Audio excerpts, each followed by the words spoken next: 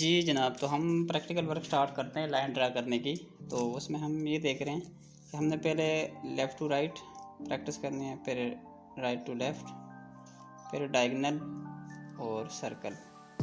इसकी जितनी ज़्यादा प्रैक्टिस करेंगे हमारा जो बेसिक है वो क्लियर होगा, ठीक है ना।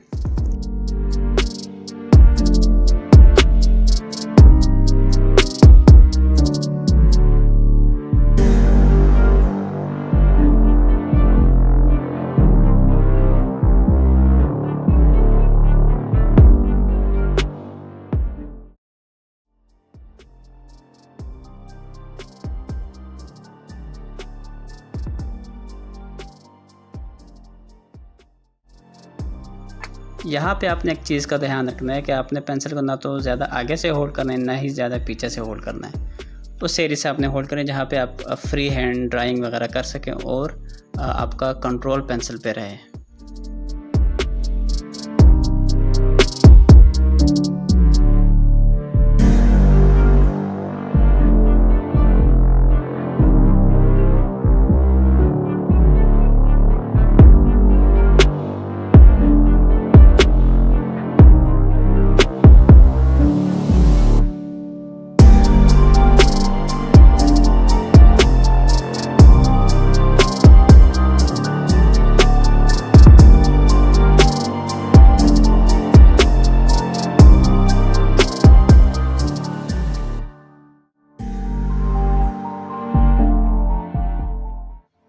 अब हम स्टार्ट कर रहे हैं डायगोनल।